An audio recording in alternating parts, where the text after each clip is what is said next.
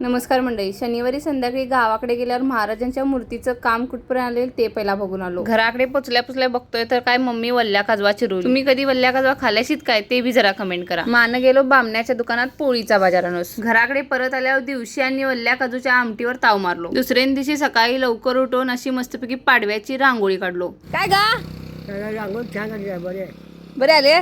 मान मम्मीस पुराण वाटूस आणि बटाट्याची भाजी करूस मदत केलो. पाडव्याची पहिली पोळी साक्षात विघ्नेश देवानच फस्त केल्या. मान जिबेस कडू गोड आंबट चवींचा चटका दिलो. आमच्या घराण्यात पहिल्यापासूनच गुढी उभारतली पद्धत नाही म्हणून पप्पांनी सगळ्या देवासना नैवेद्य दाखवून पूजा करून घेतल्याने.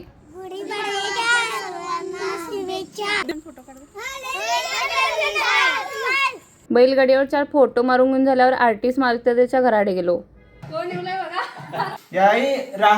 आपल्या कलेच्या माध्यमातून दादान आपल्या माऊलीसाठी मायेची रांगोळी काढून मातृप्रेम व्यक्त केल्या. ही रांगोळी बघून आईन बी आपल्या अप्पाचं डोळे भरून शब्दांच्या पलीकडलं कौतुक केली. हे मातृप्रेम बघून तुम्हासना काय वाटतंय ते बी जरा कमेंट करा. कुणी दिलं रे लेका तुला शानपाणी? लई भारी लेका तुला. औक्षे येऊन दे बाबा तुला. हे थांबा लाईक शेअर सबस्क्राईब केल्याशिवाय पुढे जाऊ नकोशी. माने घराकडे येता येता या उळकडच्या म्हातारीस कडकडून मिठी मारून आलो. मी असेपर्यंत काय करते पॅकेटवर आणि तांदूळ टाकतो पाच तुझे. माने गावातल्या सगळ्या देवासना निवेद ठेवून आला.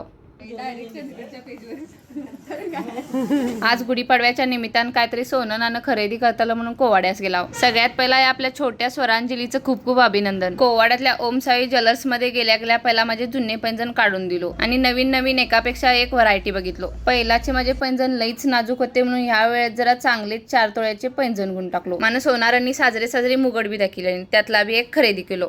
तुम्हाला बी सोनं नाणं घेतलं असलं तर एकदा तरी कोवाड्यातल्या ओमसाई ज्वेलर्सला नक्की भेट देवा. मान तिथनं थेट गेला आशीर्वाद फुटवेअर मध्ये. एकापेक्षा एक व्हरायटी बघून शेवटी एक खरेदी केल्यावर दुकानदार काय म्हणतात बघा.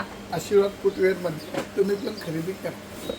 दिवसभरातल्या कडकडीत उन्हात तापवून आल्यावर संध्याकाळच्या रिमझिम पावसात थंडगारून गेलो. होय की रे. एवढा मोठा घोडा आणि काक्यात बसलाय. पावसात भिजला होता मी. तो पैसा झाला खोटा आणि पाऊस आला. मला संध्याकाळी घरातली सगळी कामावरून ग्रामदैवताचं आणि हनुमानाचं दर्शन घेऊन आलो.